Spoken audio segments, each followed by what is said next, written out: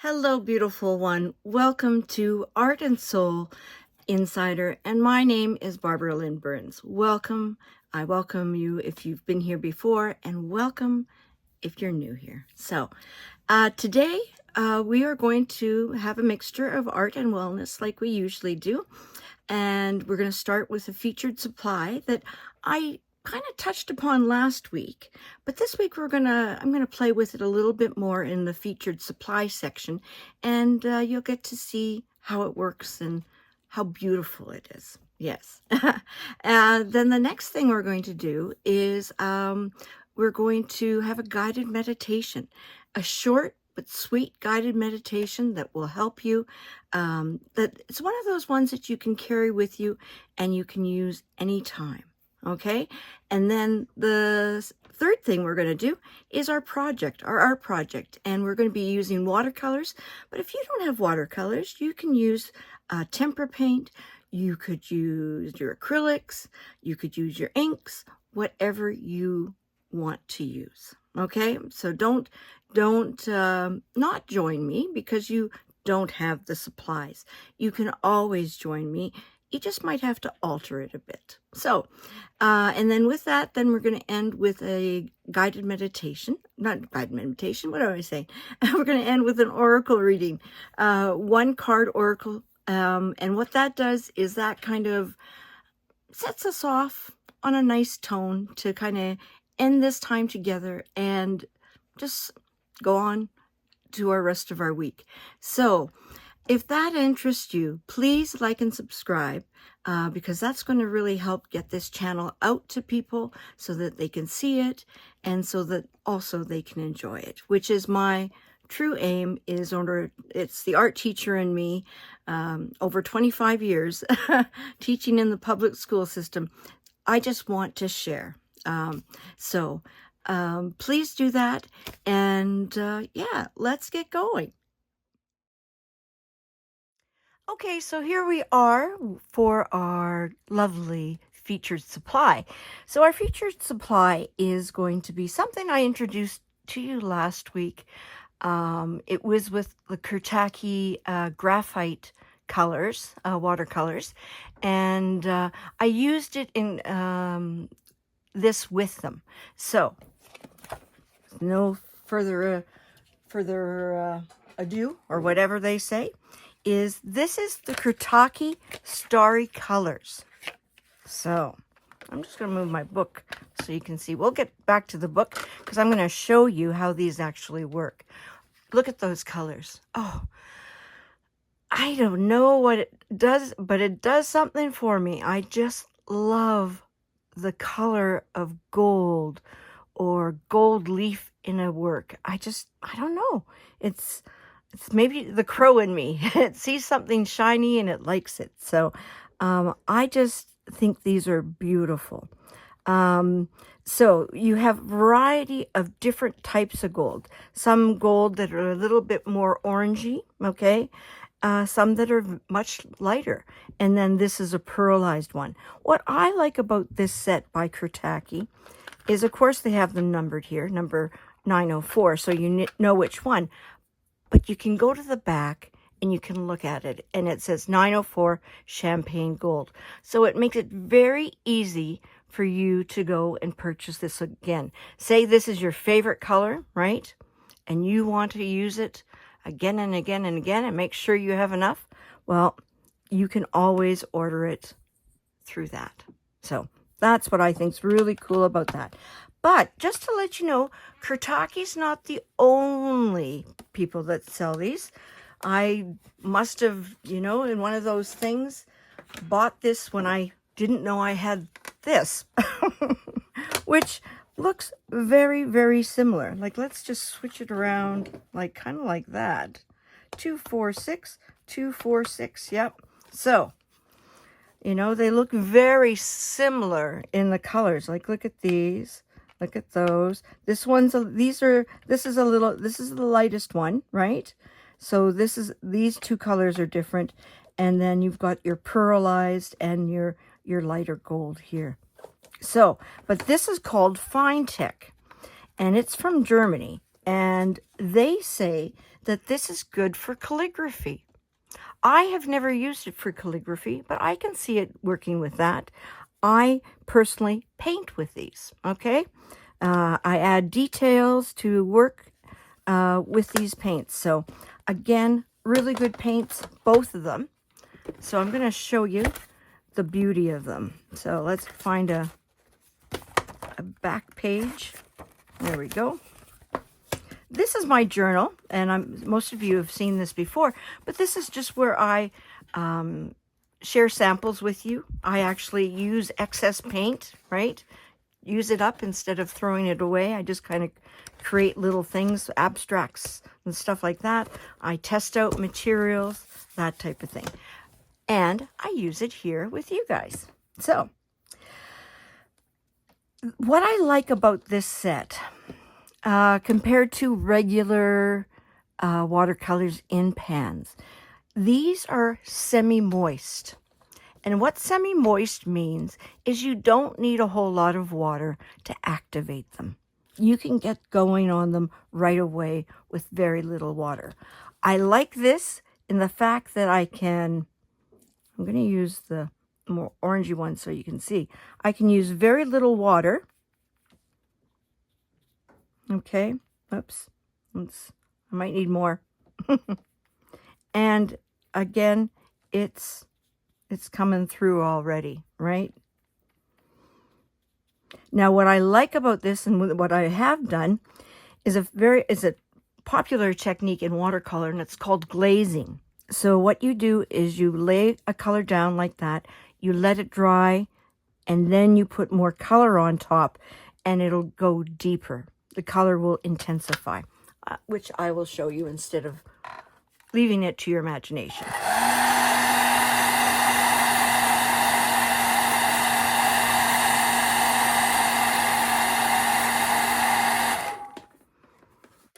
Okay. See how that intensifies it? A lot. But look at the shift. Look at that color. It's just gorgeous. I don't know how they do it. It's magic to me. But I just love it. Okay? These show up wonderfully on black or a navy blue. Oh my gosh. They just work wonderfully. The white's not going to show up as much, the pearlescence, because I don't have a dark background. Oh, yes, I do. Oh, yes, I do. Let's try it. That's the Kuretake, it's the Kuretake graphite ones that we used last week. Okay, so I'm going to clean my brush. I'm going to take this. Oh, I have a little bit of red in it because I was using some red, I guess, last week or the last time I was using it. So I'm just going to clean that off. Okay, there we go. Clean my brush again. And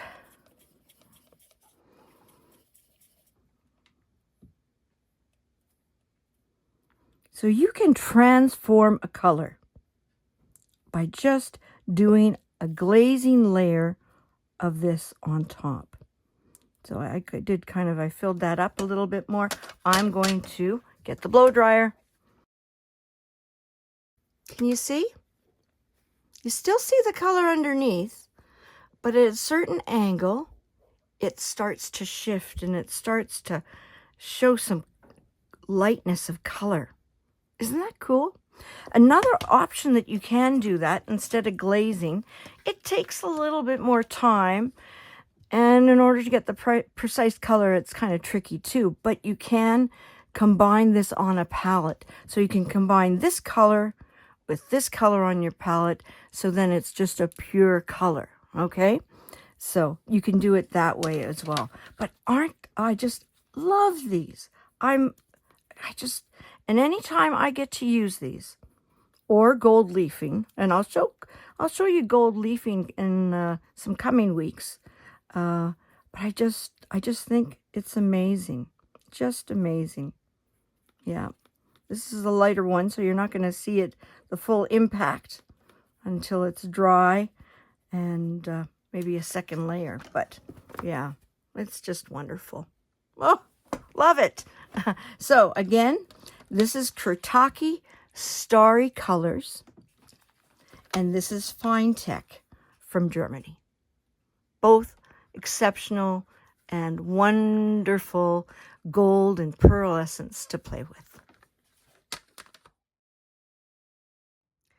Okay, here we are at the guided meditation. What I find with this one, as I mentioned when I was doing the intro, it's one that you can remember and that you can file away, and you can do whether you're sitting on a bench somewhere, at your desk, and you just need a few moments to just kind of gather your thoughts and ground yourself. This is a really good one to do. I have this work in front of you. This is a piece that we did before, and if you're interested in seeing it, I'm going to put the information around up here, okay, for you. And you can click on that and you can go directly to this one. I forget what I called it, but it's there. And it's a really cool project. Anyways, talking about the guided meditation, I have this here just in case you don't want to close your eyes. Some people do not want to close their eyes, and that is fine. What you can do is just drop your gaze. And what I mean by drop your gaze, I mean just kind of close your eyes just a bit. So just a little bit of light is let in. So your eyes are still open somewhat, but they're not closed. So get yourself in a comfortable position. You can be sitting up or lying down. It's up to you. Sitting in an upright but relaxed position or lying down, drop your gaze or close your eyes. Take a deep breath in and an audible exhale out. So breathe in through your nose and out.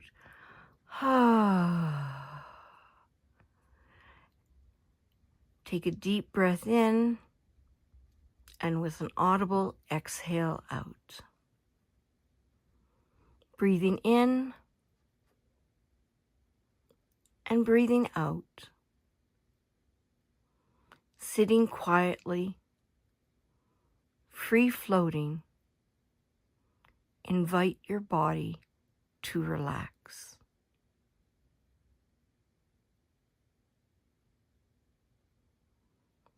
When we simply sit and breathe, we activate the body's calming response. It allows the brain to display the calm, smooth, harmonious waves called alpha brain waves.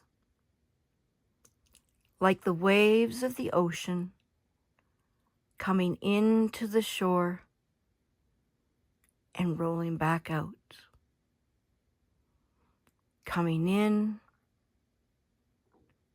and going out. Breathing in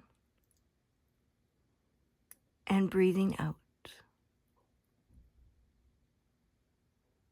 Breathing in and breathing out. Breathing in and breathing out. Relax. Drop your shoulders. Relax the jaw. And unfurl your brow.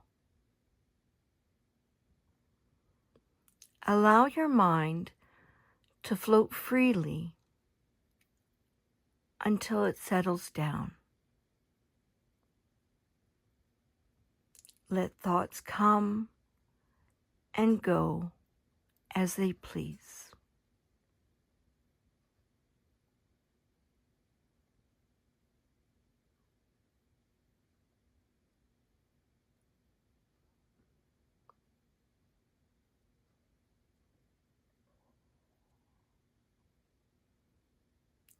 Bring your attention back gently to your breath.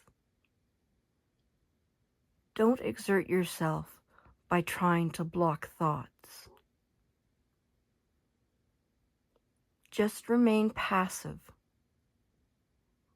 and remind your body that we're sitting now, we're breathing now, and we're relaxing now. And I'll say that again.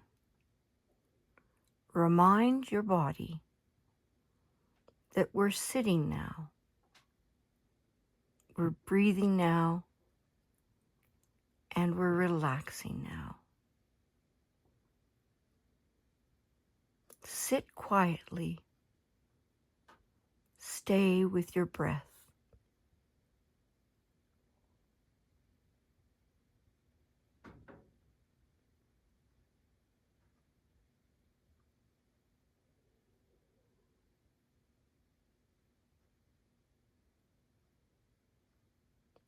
Like the waves of the ocean, breathing in, breathing out. Let thoughts fade into the background. Relax.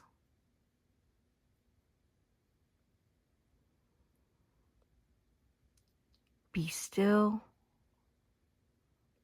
Be quiet. And be at ease. So relax. To be still. To be quiet. To be at ease. This is the gift of relaxation.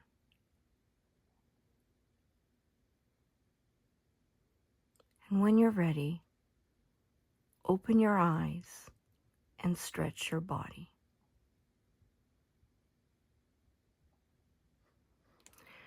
So as I mentioned, that's a really short but sweet one, and it's one that we can do anytime.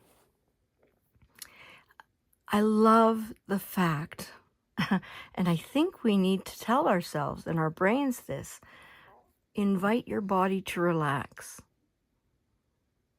Actually tell your body, we're going to relax right now. And I think just by saying that word relax, your body and your mind knows what that word means. So just to invite it to and say, this is going to be our time, that we're going to be still, we're going to be quiet, and we're going to be at ease. We're going to relax. And again, focusing on your breathing, just like imagining the ocean coming in and the tide going out. Coming in and the tide going out. I think that's just a beautiful visualization to kind of connect our breathing with the fact of the ocean. It's very beautiful.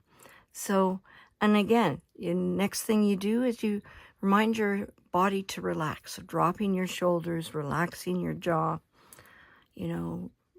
softening that brow, and just let the thoughts come and go. And it's so simple.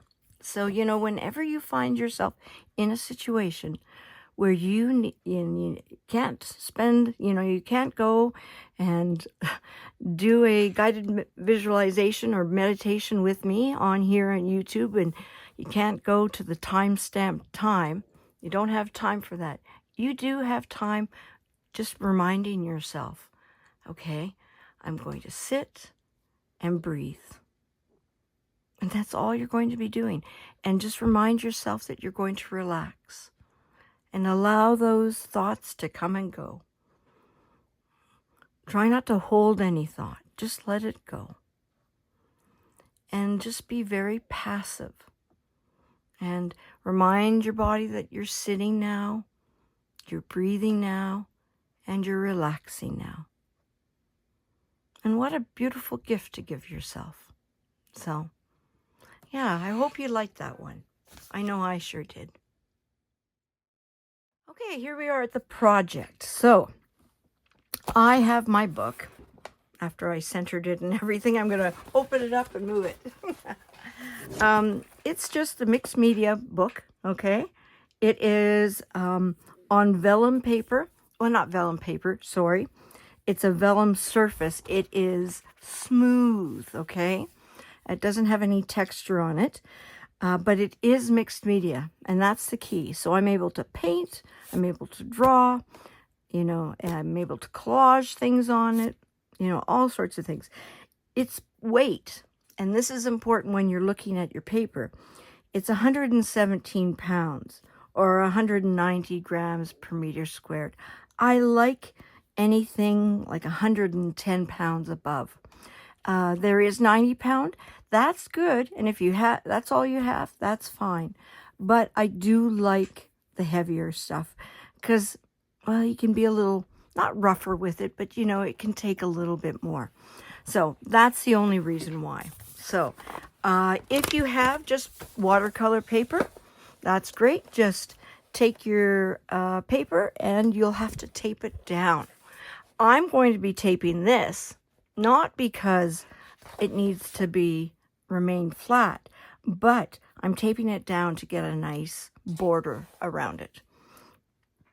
And for those that have watched me, you know I like taking my tape off at the end. It's like a gift. Oh, before I do that, sorry, let's do some supplies, okay? So I've got tape here, but I've also got thin tape. This is a 1/4 inch. Now, I prefer the painter's tape. I find there's less chance of the paper ripping. The paper still can rip, but there's less chance than regular masking tape. Okay, so that's why I like this. So we are going to be needing this, a smaller tape. Now, if you don't have that, you can just take this, okay, and take an X-Acto knife and just draw a line with your ruler, okay, and with an X-Acto blade, just cut it in half and you'll be good to go. Okay, now, if you don't have an X-Acto knife and if you can't cut it, don't worry, just use this. It'll look different than mine, but, you know, that's okay. That's the beauty of creativity. Each work is unique and each work is beautiful in its own way. So I've got my tape, okay? I've got my jars of water. I'm going to be using, and I've really been using these a lot actually, instead of my regular palette with just regular paint. I'm using these sets by Art Philosophy. I'm going to be using the Currents, more just for one color. I like this dark color here. Okay, so I'm going to be using that. So I'm going to open that up and get ready for us. Oops, one of the pans came out. There we go. The Odyssey one. I like it because it has different browns. So we're going to be using just 2 colors. We're going to be using browns and all the different variations of it, and blues. Mostly darker blues, but we will be using blues, okay? So this has a few browns, like really, it has kind of some reddy browns. This almost looks like it has some purple in it, okay? And this is a deep, deep brown, okay?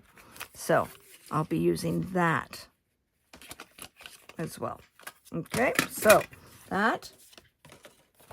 And the complexion one. Okay, so this one has a whole selection of browns in here like that. So I'll be using that. Okay, so there's those. If you just have a prang set, that is okay. Or if you just have a watercolor set, that is fine. And if you don't have a brown, no worries. I will actually teach you in a little bit coming up how to make brown, okay? And again, just to remind you that your brown, and you know, I mentioned to have various browns. Well, you don't need more than this, okay? You know, like I have all these different browns in here. Well, that's pretty special. That's pretty convenient. But sometimes you don't. So, and you know, when I actually go traveling, I just bring this cheap little set. I love it. It's fun.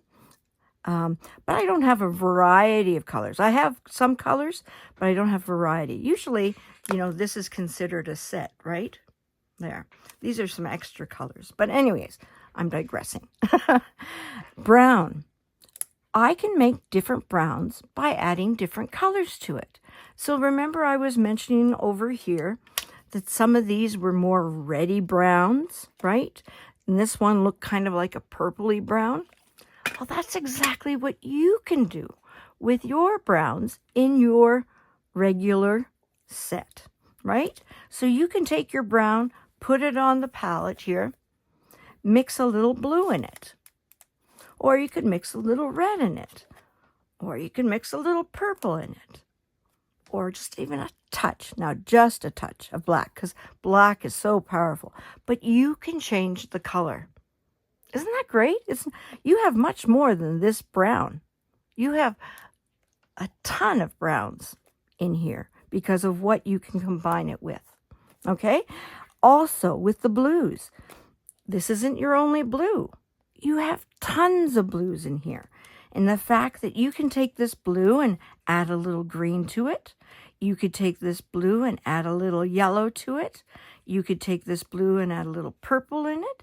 You could take this blue and add a little brown in it. You could take this blue and add a little red into it. Oh my gosh, what an amazing, amazing thing you can do. I have a color wheel somewhere. I brought it out because I wanted to show you this. So here it is. So with that, again, say here's your blue, right there. You can add colors that surround the blue. So what surrounds the blue? You can go all the way from the yellow to a green, okay? You can go all the way from a red to a violet or a purple and then to a blue.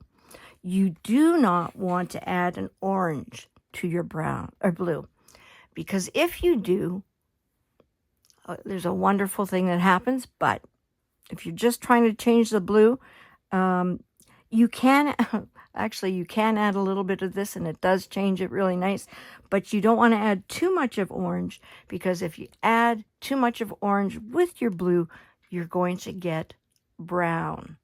So that's one of the ways you can make brown if you don't have a palette with brown. Okay, so this is called complementary colors, where you take the one that is here and take it to its furthest color away from it, and that would be down here to the orange. So how I remember this is there's a team in Alberta, Canada called the Edmonton Oilers.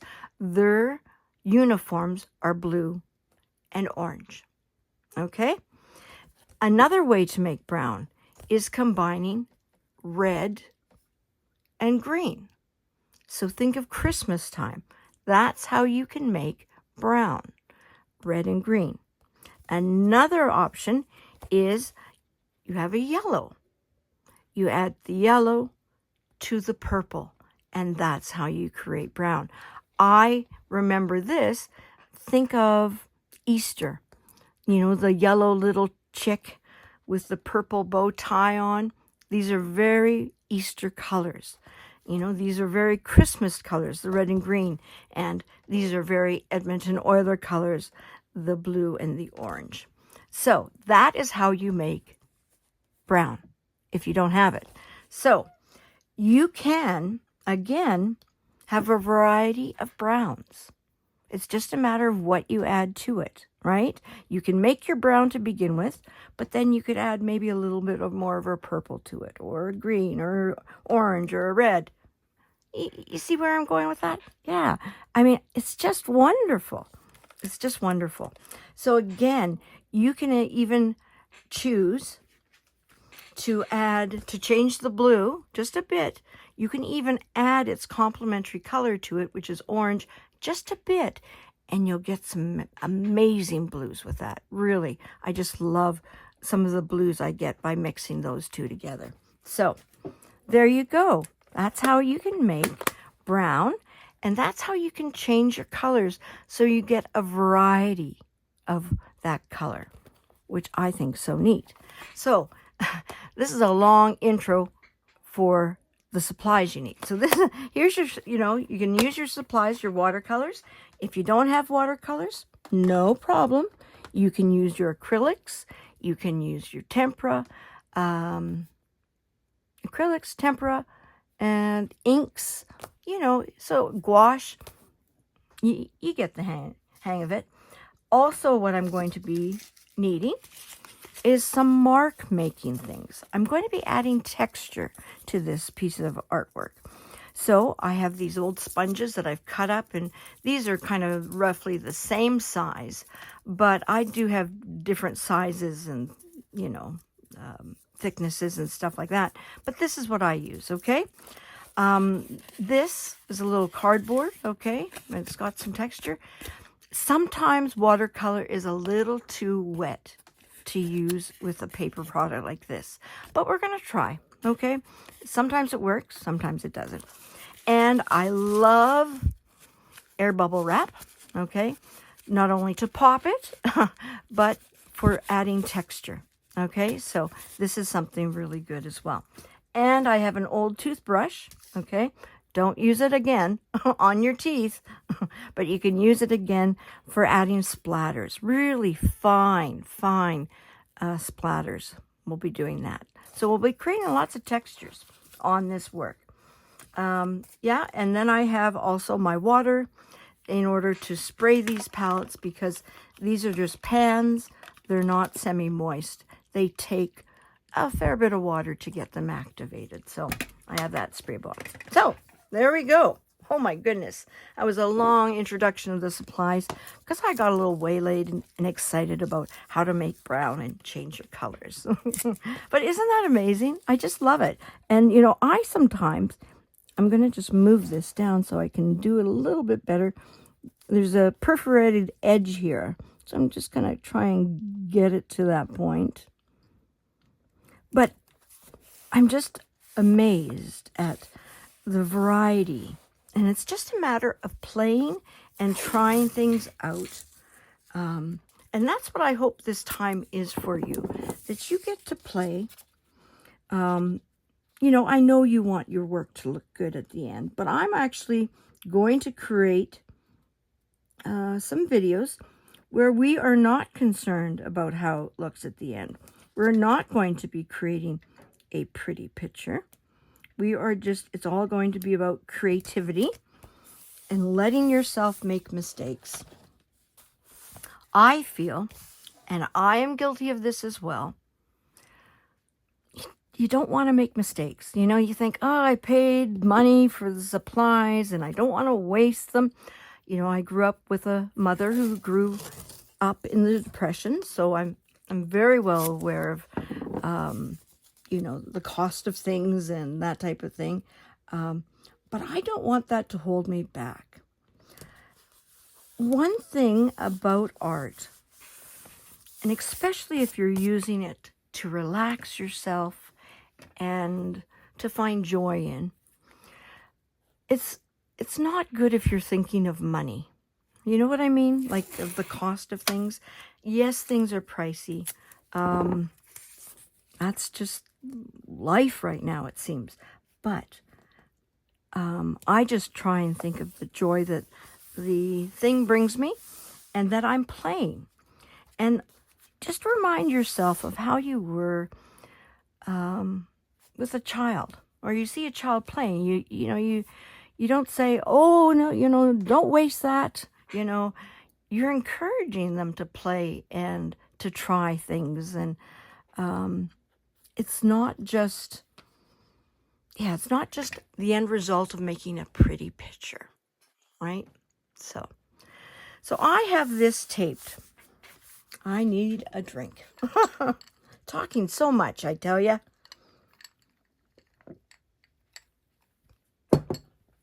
So I'm going to take my thin tape now.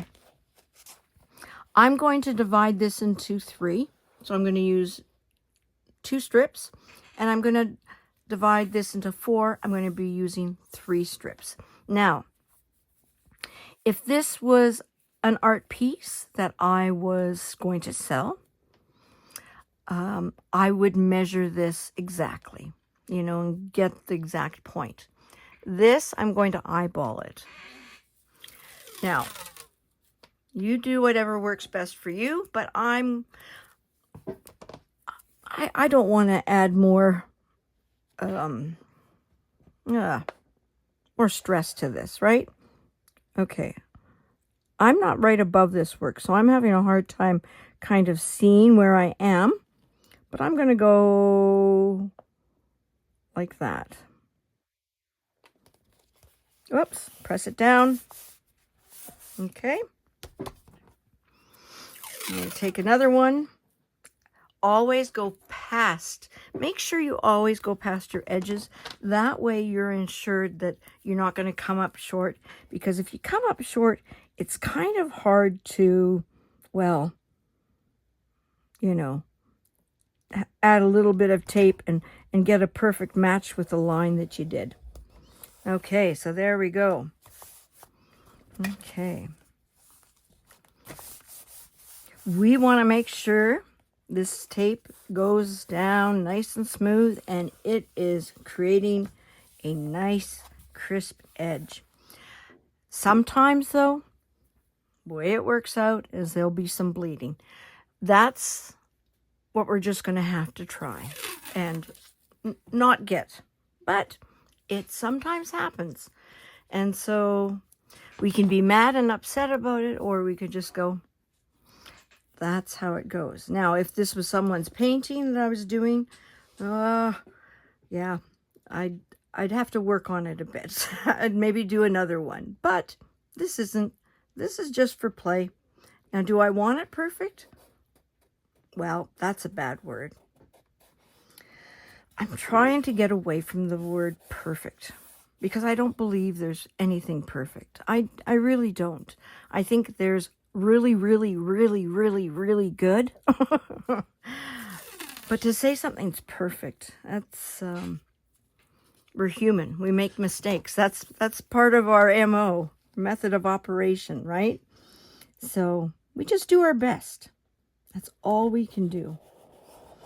So same thing with this. All we can do is our best, and press the tape down, do that, all that good stuff, but that's all we can do, right? There's nothing more. We can't control everything as much as we think we can. And boy, do we sure can think we can control everything, huh? I tell you. Oh, this is a little slanted. Oh, well. I'm going to...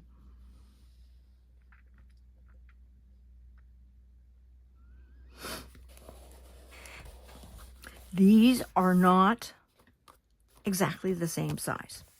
I know that, and I'm okay, but you know what? It's really cool. Overall, with the image, when it's all said and done, it actually looks... Most people won't see that they're not the same, which is kind of... you think they would, but they don't. I have done this project before. I have I've done it in my Facebook group that I have. It's called Art and Soul Insider, naturally. And this is where I do projects as well in there every Saturday morning. The only difference is it's live. So it's Saturday morning at 10 o'clock Mountain Standard Time. And it's a live program that I do on Facebook. You are welcome to request. It's a private group, but you are welcome to request entrance because I would love to have you. I don't usually repeat projects, but I'm thinking maybe I will, because there's some that there's every single one that I've done except for this one is ones that have never been seen before. So yeah, so there we go. I'm making sure you can see it because I want you to see everything. Because once I get it painting, you know me, I get excited and things start to move. And so, okay, what I'm going to do now is I'm going to spray my paints. So to activate them, I'm actually going to spray over here because I don't mind this getting wet, okay? Because I'm going to be doing a wet on wet technique first, okay? So that means wet paper, wet paint. So let's wet the paint. Look at how those colors just come to life with that. One thing that makes me sad about watercolors is I love seeing the colors when they're wet. You know, when they're wet in the paper, they're so intense and beautiful. And then when they dry, they lighten up. So that's the only thing, my little beef with watercolors, is they don't remain the same. So, well, what can we do? I'm sure there's probably something on the market. I haven't come across it yet, but that's where you could,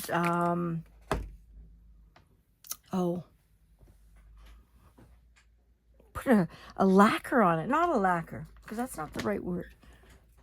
I don't know.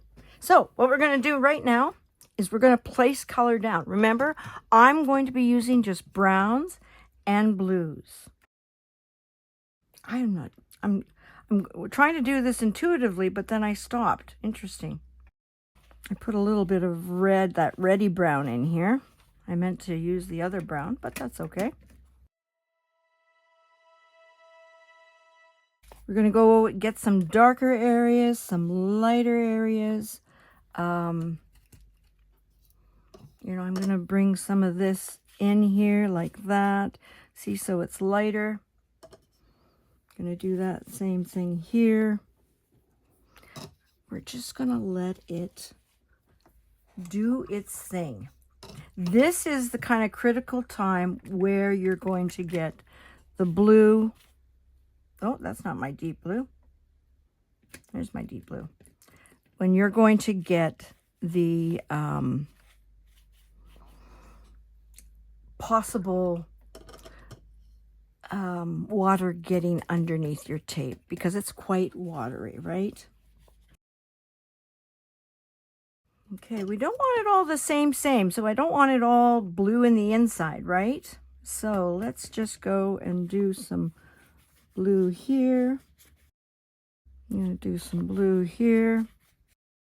Going to do a deeper kind of stripe there.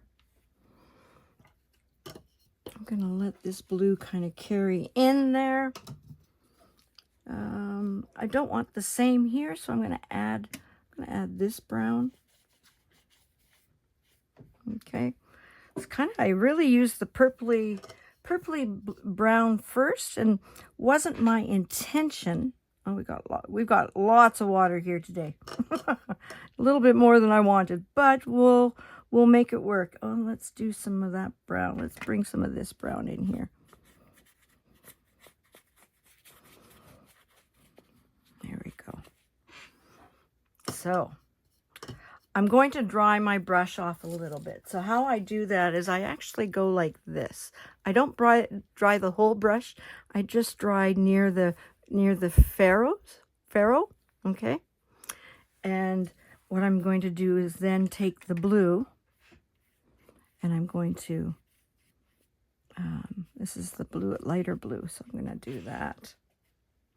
I think I want some brown in there. There. A little different. Okay, so I'm going to, oh boy, really did bring lots of water in there. Almost too much, I think. I'm just going to bring in some paper towel. I don't want it like soup, you know? Because then that's just too much. There we go. So, I've got some color in here, so I'm just going to take a little darker color like that. I'm going to see how it's darker, less water, right? So you're able to see the line kind of coming through. I'm going to actually dry it. It is not fully dry, and that's okay. I'm going to bring some of that warmer brown in now. Some of that warmer brown. I'm just making some lines. I'm going to do some lines with my end of my paintbrush. Okay, some of it's going to go lighter. Some of it where it's dark will actually, where it's wet,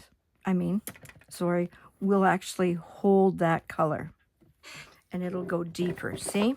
Right layout there? Okay. So you've got kind of that. I got a little heart showing up there. That's kind of cool. Let's do some line here too. Bringing some of that up. Oh, that's kind of cool. Just kind of using the side of my brush here with some paint. Just adding some variation into the image. Okay.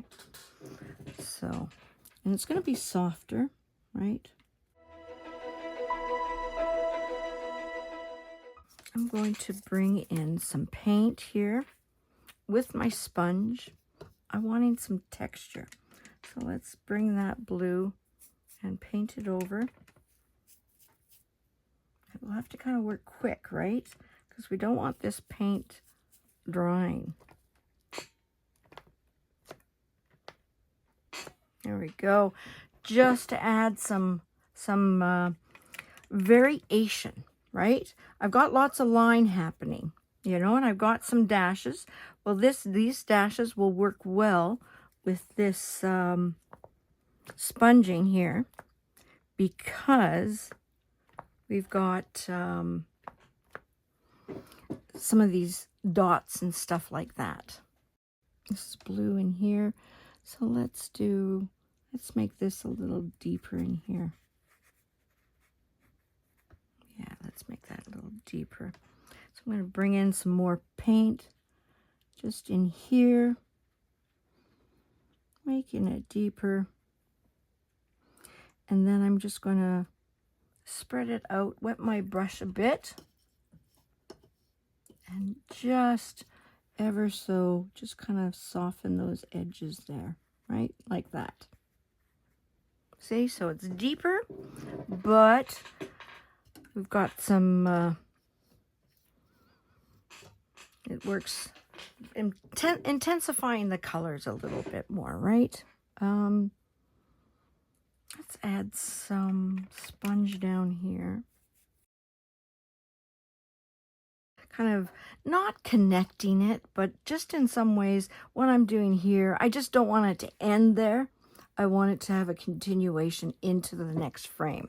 So you're not really thinking, each is kind of its own little thing, you know, you want to have some visual interest in it, but you don't want too much because otherwise each one's going to be competing with the other. But you do want a sense of unity. That's why my lines were extending kind of over a few squares here, right? Just kind of wanting to continue that. Oh, we need some blue here, so let's do some blue here. Oh, that's kind of interesting. That kind of went... Must have dropped some paint there. Because all of a sudden I've got these, it's called a broccoli, okay? And what broccolis are is when you have your paper is somewhat wet, but there's more wetness in your brush. So when you put your brush onto your paper, it then the water goes into your paper and kind of pushes out whatever's there. So you see how it's collected kind of that, the paint kind of in little kind of blossoms or cauliflowers, right? Or broccolis. That's that. A little deepness, right? A little variation. So it's still blue, but it's not, you know, just, it's not too much.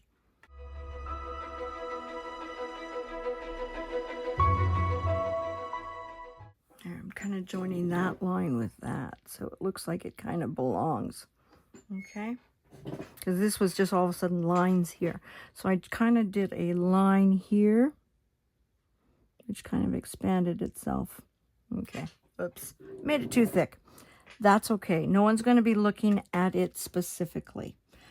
What I love about a round brush is you can get thin lines, okay? And you can do these really beautiful little dots. That's kind of, need something more. So let's do some more here. Now, it doesn't have to be all the same size. We can make some things bigger. So then you have a sense of variety as well. Because if everything is the same, nothing's going to stand out.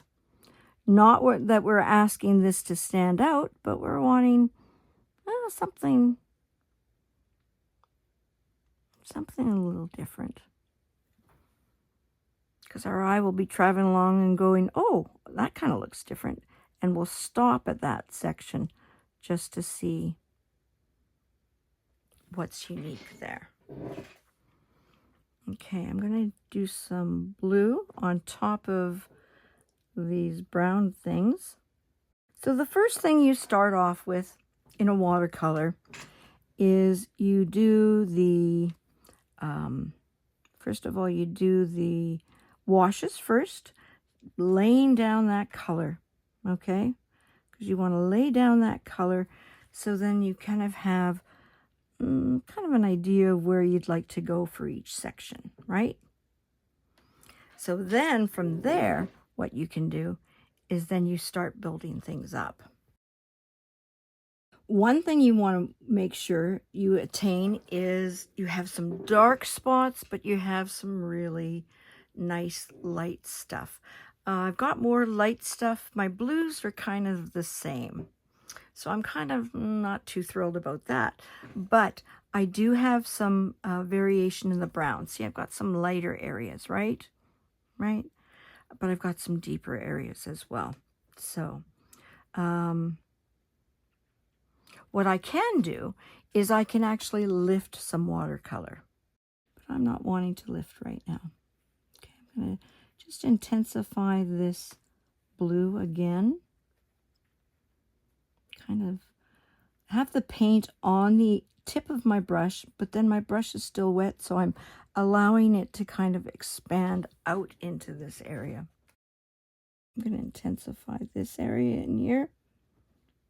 Okay, and just kind of bring some paint down like that, just to get a little bit more contrast in here, right? So that's kind of nice. We've got some light, we've got some dark, we've got some light, we've got some dark of the brown. This is really kind of a stretch for me with this brown. It's kind of it's a tan kind of color. Not too sure. Well, I'm not too sure I like that. There, I can leave a little bit of it. And I'm going to go more with the warm. I think the warm instead of the tan, but that's okay. That's what you do. You say, let's try this out, right? Let's see how this works. Sometimes it works good. Sometimes you go, nope, don't like that. So I'm adding a little warmth now to this piece because we've got the deep brown, but the deep brown doesn't really have, it's just kind of brown. So we want to add a little bit of warmth. And being this more of a kind of orangey or an orangey brown, you've got some really nice warmth coming, right? Because it has that orange in it. Need some, see how this one, it's got some line work, but it needs more detailing in it. So let's do that. Let's add something. So what do we wish to add? Use my brush kind of as an edging color kind of thing with the blue. It's just an experiment. Don't know if it's going to really work, but we're going to try it out. I want a brighter blue. So where was my brighter blue that I was going to use? It's kind of a deep blue still, but I'm actually creating shapes with that by circling the blue around it. So now I just want a little bit clean. I'm just wanting to pull this blue out a bit more. Just make it softer. There we go. See, that adds a little bit of interest down there. Okay. So I painted circles. So I painted around. It was light, and I used my darker color to paint around. So that's kind of different, right? It's using your paint in a different way. Okay, this has a lot of brown, so let's bring some blue in here just to change it up a bit. Again, I'm going to take my brush, clean it, and I'm going to lighten this area. Oh, something is needed in here, so let's bring some brighter blue. Let's do some of those circle things again. Let's try that out again. That was kind of fun, right? Feathering the edges so it looks just a little bit more unique. This looks kind of bland here, so what are we going to do? Well, I could increase my circles again. See how those circles that I did, they kind of disappeared. So let's bring them to life with that brighter blue that I was using. Okay? So even if I'm not exact on the circles that I did here, we'll get kind of a halo effect, which is kind of cool because we've got that lighter color that we put down earlier. I'm going to bring some dots in here as well. I'm going to do some dots here because, oh, maybe some lines, maybe some line work, or maybe a blob of color. Let's just intensify the color. This again here, this one, see how it's just is kind of a, there's no real detailing in it. So let's bring that detailing into it. Let's bring that in. Okay, I'm going to do my circles again since I did some of those earlier. Just something that we're repeating, but is also giving the section that we have here just a little bit more interest, right? I think it's okay right now. So what I'm going to do is now I'm going to bring in the gold. So I'm just going to close these up. I might come back. Oh, I just thought I didn't use this. I'm wondering if we can use this. Will this work anywhere? Could work up in here in this corner. Okay, let's do a deep blue. Let's do this blue. Okay, this might not work because the paint might be too liquidy, but we're going to try, right? And even if we can get just some of the stuff touching, right? Some of it making contact, that might work really well. Okay, I'm just going to go like that. Push it down. Oh, there we go. Okay. It worked. Okay, but you got to watch out. Sometimes when it's too wet, right? It might be too wet. It might not work. I'm going to do that again. I'm going to bring some circles here. Yeah, I'm going to bring some circles there. I'm going to do them in blue again. So not really, but it's kind of a balance with it kind of in the corners. let's do that. Oops, I smushed it. I moved it, so it might not look circles. Oh, there we go. Okay. I'm going to bring some here. There's some leftover. Oh, it didn't work, but that's okay. It still kind of works, right? It still kind of works in there, right in here. I'm thinking something in here, but it's really dark. You know what I'm going to do is I'm going to take my brush, and what you do is, this is called lifting. So you take some paint or some water, and make sure your brush is clean. Maybe it's because my water's so dirty. And you're just going to let the water sit for some time.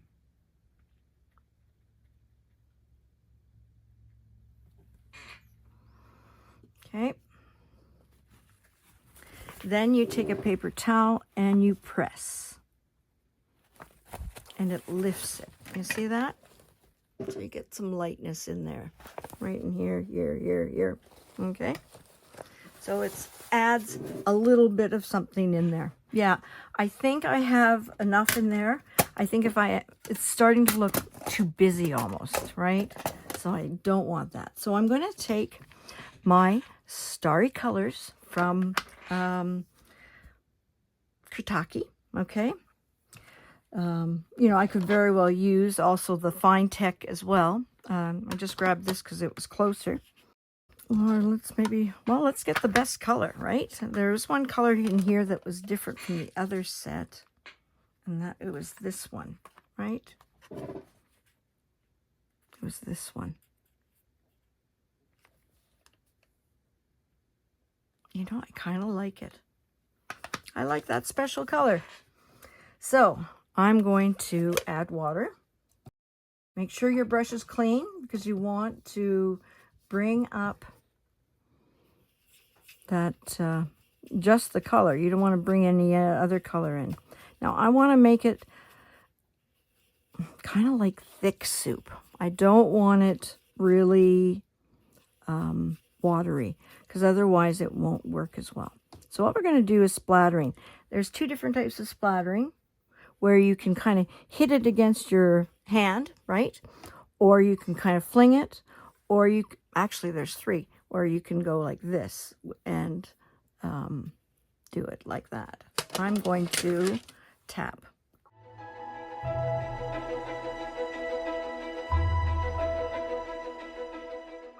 I don't want too much. The thing with splatter, getting all over my hands, you can't control it. It's like, I'm gonna go where I want to go. There we go. I wanted some in there. I just want to touch. I don't want it. I just want it to be a glimmer, right? Something that's just there, and the person goes, ooh, you know, because the light changes, right? So now I'm going to dry it.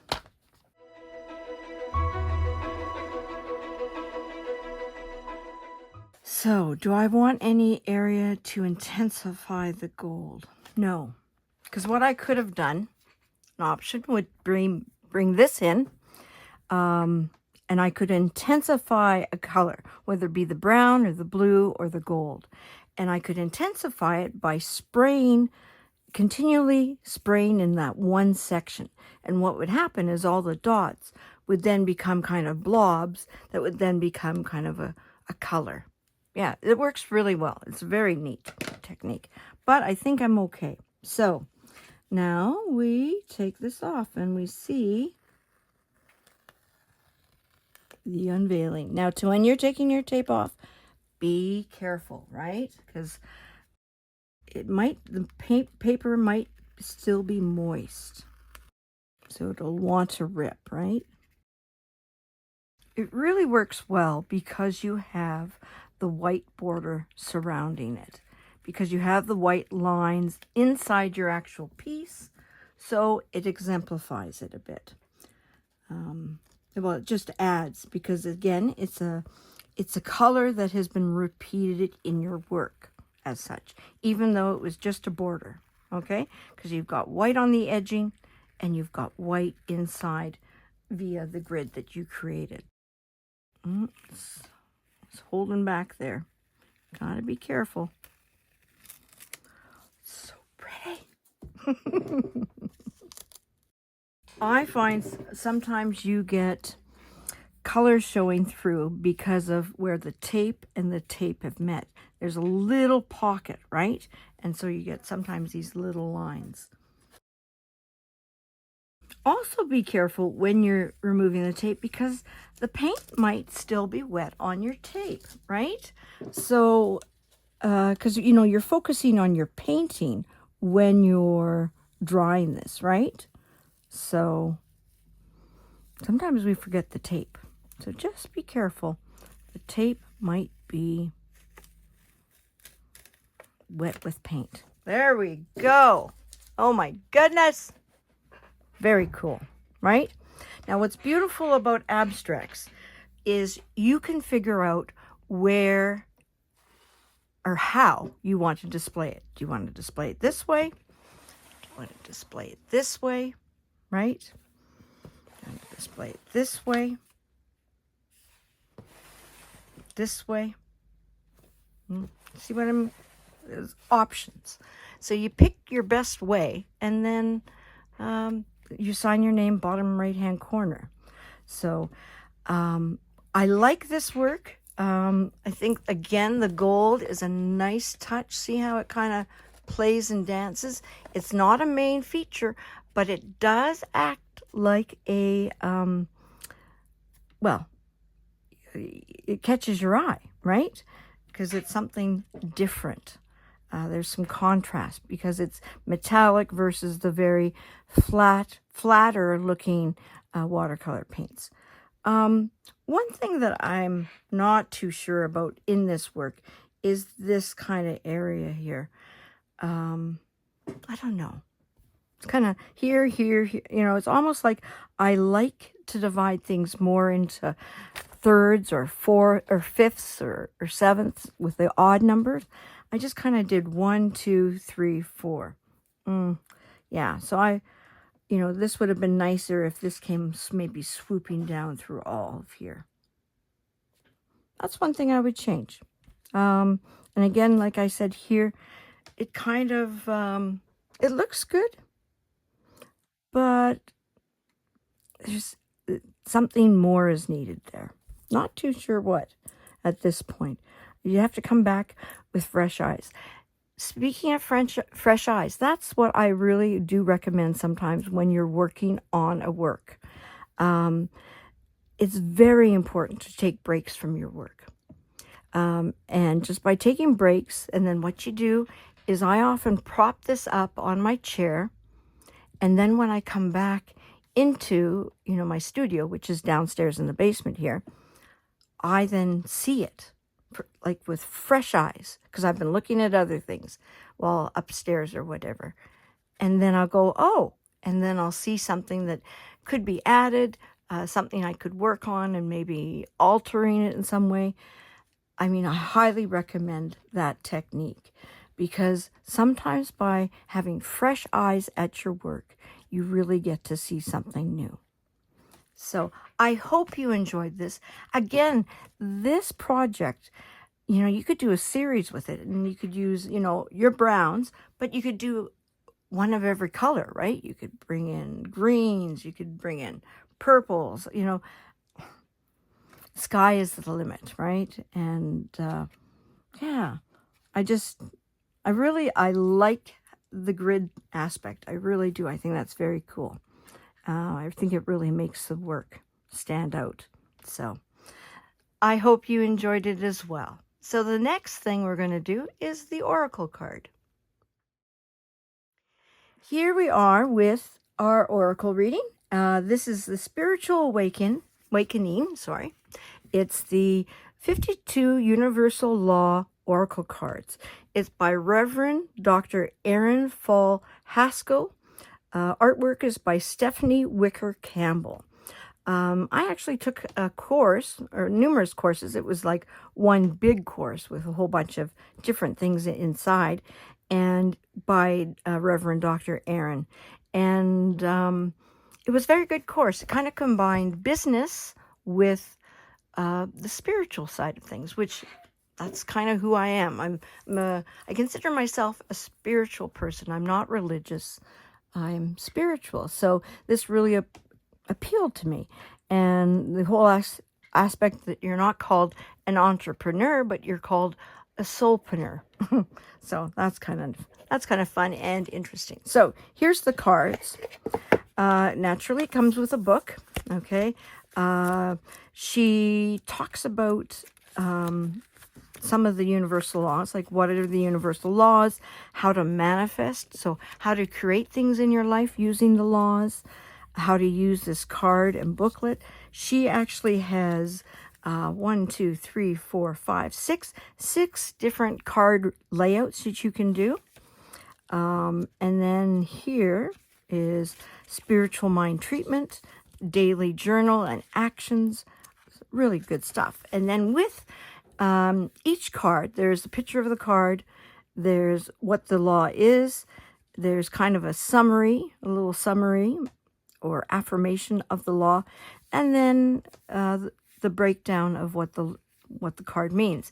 And one section is called Awaken the Oracle Within, and the other one is Journal and Action Step. So let's get these cards out. So these cards have a very pink overtone to them. You see that?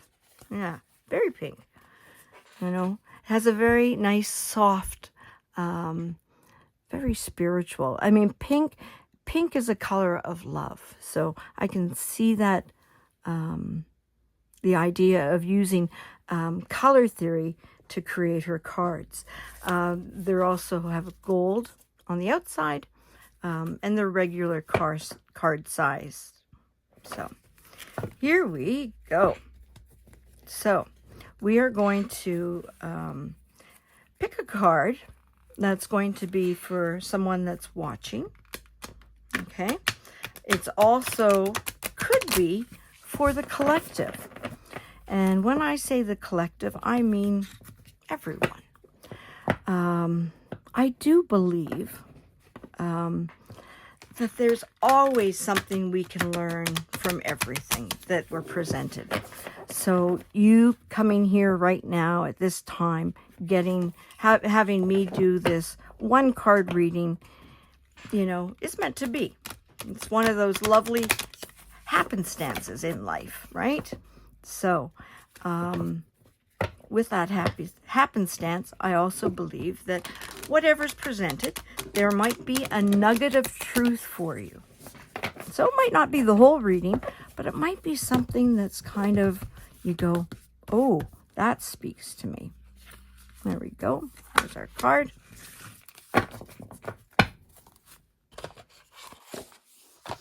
So the card is the law of nature. Reconnect with Mother Earth.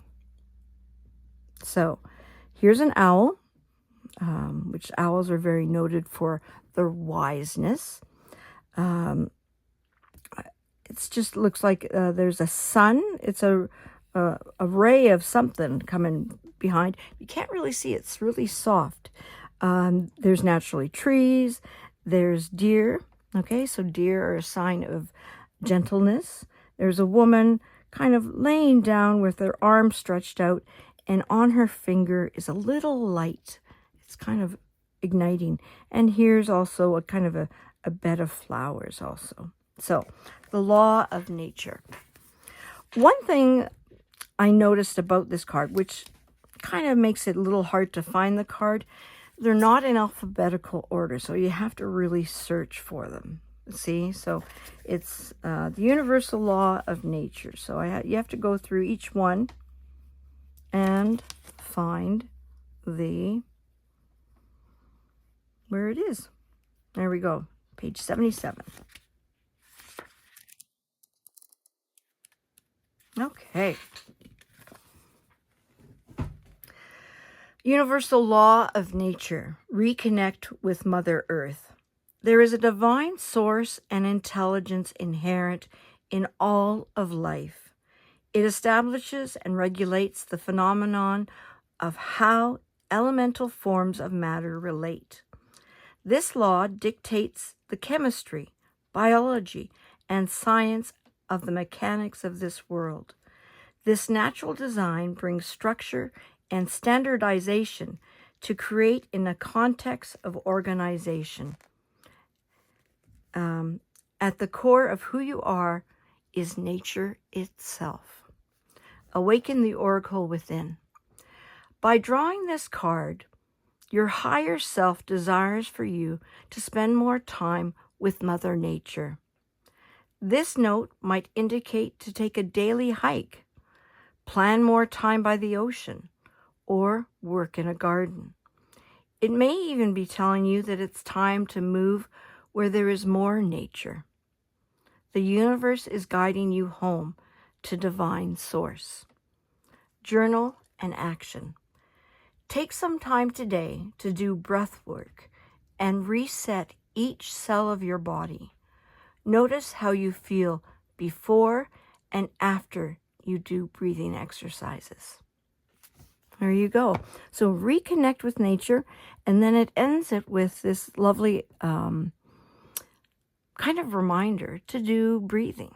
And that's in somewhat what we did today with our guided meditation, right? We focused on our breath, and then with that, greater relaxation. And I really do believe we ground ourselves, and we just present the better side of ourselves because we're grounded and we come from a relaxed state.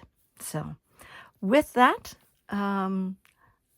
this ends the oracle reading, and we'll see you for the final words next.